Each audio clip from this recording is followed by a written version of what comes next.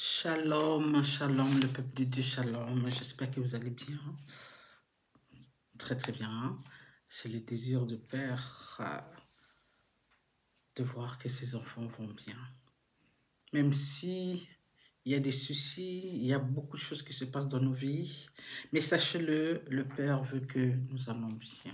Le désir du Père est que nous allons bien. Même si il y a ces choses qui se passent dans nos vies, le Père ne souhaite pas le malheur de ses enfants.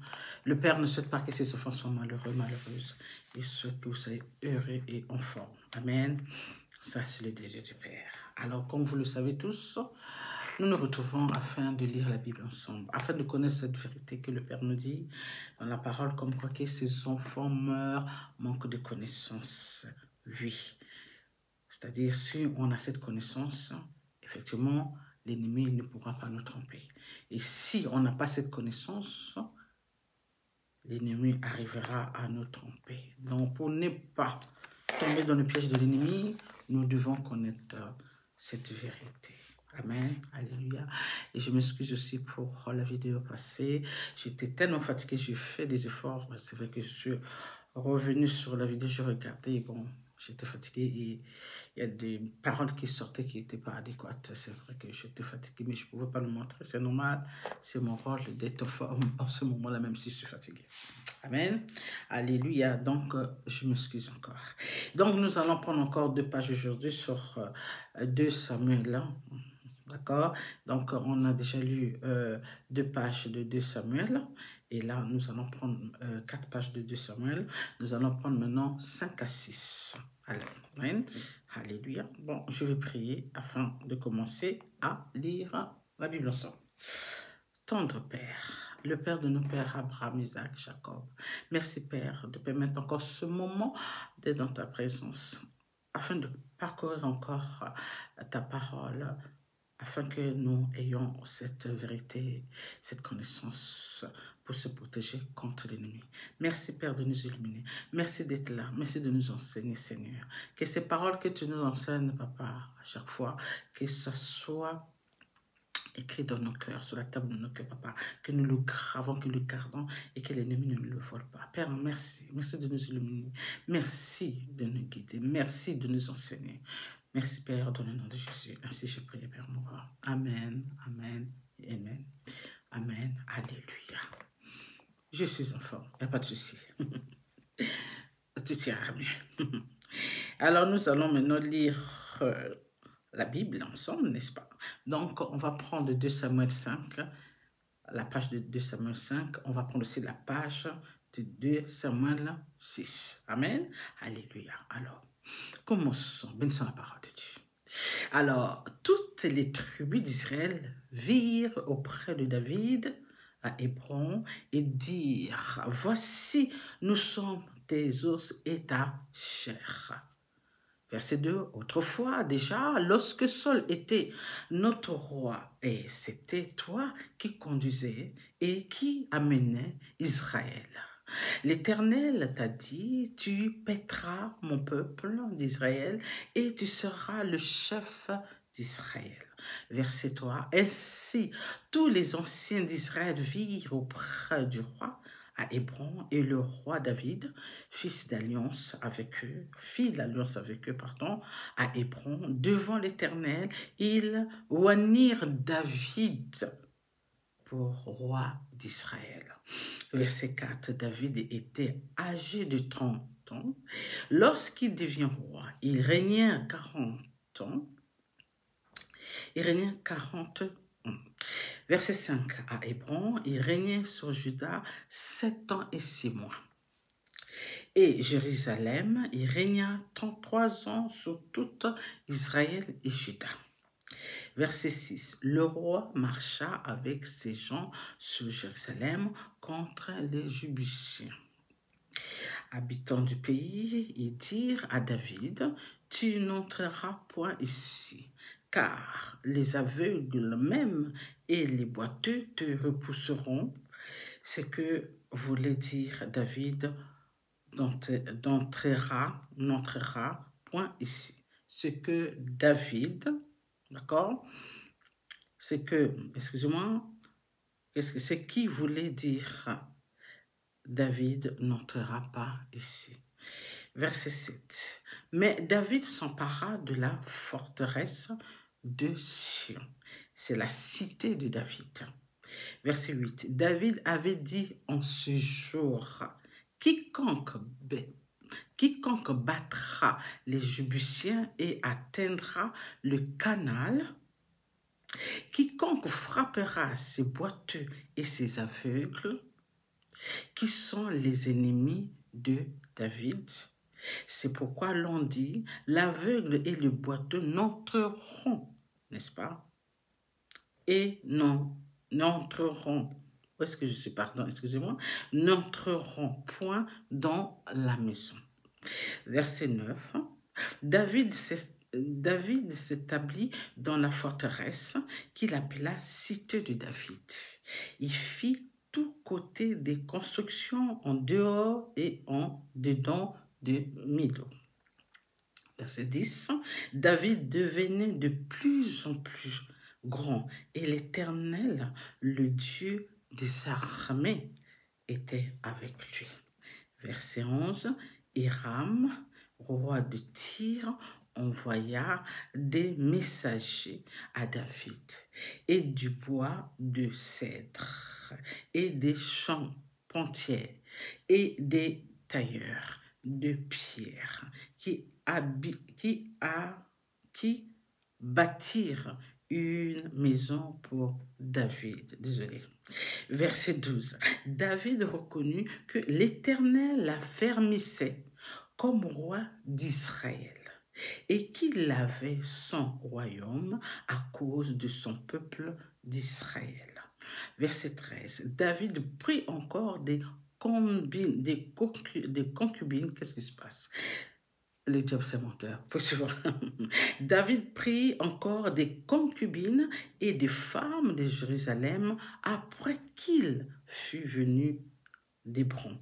Et il lui naquit, n'est-ce pas, encore des fils et des filles. Verset 14. Voici les noms de ceux qui lui naquirent à Jérusalem: Shamua, Shobab, Nathan, Salomon. Verset 15. Jibar, Elishua, Nephek, Safia. Verset 16. Elishama, Eliada, Eliphélet. Verset 17. Les Philistins apprirent qu'on avait oint David pour roi sur Israël et ils montèrent tous à sa recherche. David, qui en fut informé, descendit à la forteresse. Verset 18. Les Philistins arrivèrent et se repentirent dans la vallée des Réphaïm. Verset 19. David consulta l'Éternel en disant: monterai-je contre les Philistins? Les livrerais-tu entre mes mains? Et l'Éternel dit à David: monte, car je livrerai les Philistins entre tes mains. Verset 20. David vint à Baal Pératim, où il est bâti. Puis il dit: l'Éternel a dispersé mes ennemis devant moi comme des eaux, n'est-ce pas, qui s'écoulaient. C'est pourquoi l'on a donné à ce lieu le nom de Baal Pératim. Verset 21. Ils laissèrent là leur idole et David et ses gens les emportèrent. Verset 22.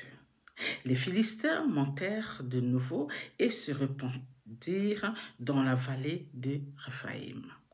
Verset 23, David consulta l'Éternel et l'Éternel dit: tu ne monteras pas, tourne-les par derrière et tu arriveras sur eux vis-à-vis des murailles.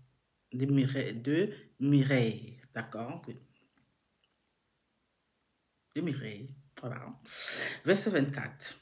Quand tu entendras un bruit de pas dans les cimes des Mireilles, alors hâte-toi, car c'est l'Éternel qui marche devant toi pour battre l'armée des Philistins. Verset 25, notre dernier verset de Samuel 5, n'est-ce pas?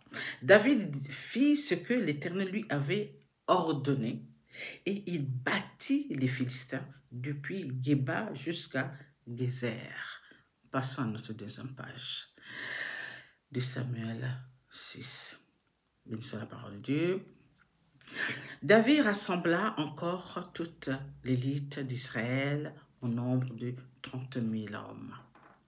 Verset 2. Et David, avec tout le peuple qui était auprès de lui, se mit en marche depuis Balé, Juda, pour faire monter de l'arche de Dieu, devant laquelle est invoqué le nom de l'Éternel, des armées qui résident entre les chérubins au-dessus de l'arche. Verset 3. Ils mirent sur un char neuf l'arche de Dieu et l'emportèrent de la maison d'Abinadab sur la colline Uza, et Ashio, fils d'Abinadab, conduisait le char neuf. Verset 4. Ils l'emportèrent donc de la maison d'Abinadab sur la colline de Uza. Marchaient à côté de l'arche de Dieu et Ashto, n'est-ce pas, allait devant l'arche. Verset 5. David et toute la maison d'Israël jouaient devant l'Éternel de toutes sortes d'instruments de bois, des cyprès, des harpes, des luttes, des tambourins, des sistrets et des cymbales. Verset 6. Lorsqu'ils furent arrivés à l'ère de Naasson, Uza étendit la main vers l'arche de Dieu et la saisit, parce que les bœufs la faisaient pencher. Verset 7. La colère de l'Éternel s'enflamma contre Uza, et Dieu le frappa sur place à cause de sa faute.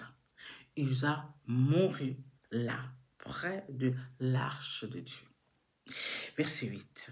David fut irrité de ce que l'Éternel avait frappé Uza d'un tel châtiment, et ce lieu a été appelé jusqu'à aujourd'hui Péré-Uza.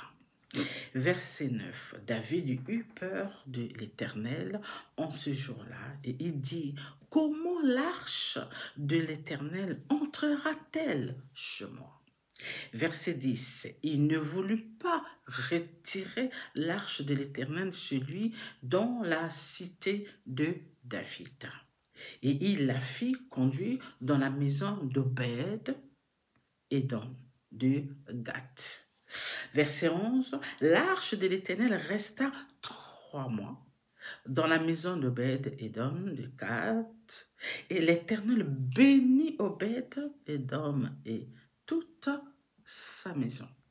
Verset 12. On vint dire au roi David: l'Éternel a béni la maison d'Obed-Édom et tout ce qui est à lui, à cause de l'arche de Dieu. Et David se mit en route, et il fit monter l'arche de Dieu depuis la maison d'Obed-Édom jusqu'à la cité de David, au milieu des réjouissances. Verset 13. Quand ceux qui portaient l'arche de l'Éternel eurent fait 6 pas, on sacrifia, n'est-ce pas? On sacrifia, un bœuf et un veau gras. Verset 14. David dansait de toute sa force devant l'Éternel, et il était ceint, n'est-ce pas, d'un éphod de lin. Verset 15. David et toute la maison d'Israël firent monter l'arche de l'Éternel avec des cris de joie et au son des trompettes. Verset 18. Comme l'arche de l'Éternel entra dans la cité de David, Michal, fille de Saul, regardait par la fenêtre et voyant le roi David sauter et danser devant l'Éternel, elle le méprisa dans son cœur. Verset 17, après qu'on eut amené l'arche de l'Éternel, on l'a mis à sa place au milieu de la tente que David avait dressée pour elle. Et David offrit devant l'Éternel des holocaustes et des sacrifices d'action de grâce. Verset 18. Quand David eut achevé d'offrir les holocaustes et les sacrifices d'action de grâce, il bénit le peuple au nom de l'Éternel des armées. Verset 19. Puis il distribua à tout le peuple, à toute la multitude d'Israël, hommes, femmes, à chacun un pain, une portion de viande, un gâteau de raisin, et tout le peuple s'en alla, chacun dans sa maison. Verset 20, David s'en retourna pour bénir sa maison, et Michal, fille de Saul, sortit à sa rencontre. Elle dit, « Quel honneur aujourd'hui pour le roi d'Israël de s'être découvert aux yeux des servantes de ses serviteurs comme se découvrirait un homme de rang. » Verset 21, David répondit à Michal, « C'est devant l'Éternel qui m'a choisi de préférence à ton père et à toute sa maison, pour m'établir chef sur le peuple de l'Éternel, sur Israël. C'est devant l'Éternel que j'ai dansé. » Verset 22, avant notre dernier verset, je veux paraître encore plus vil que cela et m'abaisser à mes propres yeux. Néanmoins, je serai en honneur auprès des servantes dont tu parles. Notre dernier verset, or Michal, fille de Saul, ne point d'enfant jusqu'au jour de sa mort. Bénissons la parole de Dieu. Alléluia. Amen. Alors, encore là, nous voyons comment ça se passe avec David, avec les Philistins. Et on voit bien que David est toujours là pour demander au Père ce qu'il doit faire, s'il doit le faire ou pas. Et on voit aussi Père répond à son serviteur David s'il fallait aller ou pas. S'il fallait que Père délivre les Philistins à David ou pas. Alors, c'est comme la deuxième fois, lorsque David a demandé s'il peut y aller, est-ce qu'il va livrer les Philistins? Le Père a répondu non, tu ne pars pas par là, mais tu contournes. Comme ça, tu vas les attraper devant eux. Vous voyez? Dieu est toujours là pour répondre à celui qui l'écoute, à celui qui marche sur sa volonté. Dieu ne se tait pas. Dieu répond toujours. Vraiment, quand tu marches avec le Père, quand ce que tu fais, tu désires l'approbation du Père, Dieu va te répondre. Mais si tu fais des choses et tu ne désires pas l'approbation du Père, tu ne désires pas de savoir, est-ce que c'est bon aux yeux de Dieu de faire ça? Est-ce que je dois le faire ou pas? Et si tu ne demandes pas la vie du Père, si tu ne cherches pas que le Père puisse t'accompagner, c'est sûr et certain que tu n'auras pas la réponse du Père. Et tu ne seras guidé pas par le Père. Et tu seras guidé par celui que vous connaissez. Comme Dieu dit, il y a deux. Il y a deux dieux. Il y a deux voies. Tout est deux. Parce que si ce n'est pas lui-même Dieu, ça va être qui? Ça va être l'ennemi que vous connaissez bien. Donc, cherchez toujours à demander au Père. Même si vous n'avez pas la réponse, même si vous n'entendez pas la réponse de Dieu, mais si c'est la volonté de Dieu, vous allez voir que ça va bien se passer. Si ce n'est pas la volonté de Dieu, vous allez aussi remarquer que ça ne va pas bien se passer. Parce que le Père le manifeste comme ça. Alléluia. Et nous avons vu aussi quand Usa a essayé de redresser l'arche de Père, le Père n'était pas content. Il a frappé Usa et Usa est mort. Et ça a hérité David. Il n'y a pas que l'héritation, c'est David a eu peur du Père, de l'arche de Père. Il dit, comment je peux amener l'arche de Père dans ma maison, vu comment il se comporte? Et il a refusé carrément de ramener l'arche du Père chez lui. Il a donné ça à Obed. Et le fait que l'arche de Obed était l'arche de Père, pardon, était chez Obed, alors Dieu a béni Obed et toute sa maison. Et lorsque tout le monde a remarqué cela, ils sont allés dire au roi David. Et quand le roi David a su cela, il a décidé d'aller reprendre l'arche. C'est tout à fait normal. Ce n'était pas là-bas qu'il fallait qu'il reste. C'était chez David qu'il devait rester. On est d'accord? Bon, puisque tu m'as laissé là, ben, je vais faire du bien à cette personne qui m'a rendu service, qui m'a accepté. C'est ça.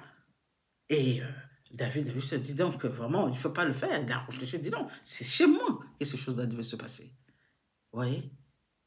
C'est tout à fait honnête de sa part, de comprendre que non, je dois le récupérer, l'arche de Dieu. Ce n'est pas là-bas qu'il doit vivre, c'est chez moi. Alors, c'est chez Obed, il n'a rien fait. Donc, chez moi, il ne va pas faire. Donc, encore une fois, de temps en temps, on a peur pour rien. Ce n'est pas parce que Dieu a fait du mal à l'autre et que Dieu va te faire du mal. Donc, chacun, la manière que tu marches avec le Père, la manière que tu respectes, la manière que tu obéis, tes actes que tu poses, vous voyez. Donc là aussi, c'est par erreur que Usa a été frappé. Parce que vous savez, l'arche, le Père gère l'arche, le Père gère les bœufs, le Père gère tout ça. Vous voyez, le Père n'est pas du genre où tu vas lui montrer les chemins parce qu'il sait le chemin, il connaît les chemins, c'est lui qui gère. Je ne sais pas si vous connaissez l'histoire du roi et qui demandait à l'homme de Dieu de venir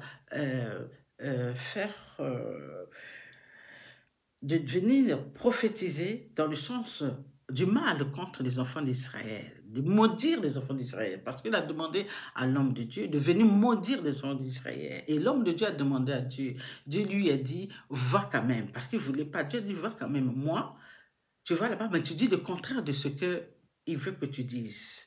Et quand il prenait la route avec comment on appelle ça,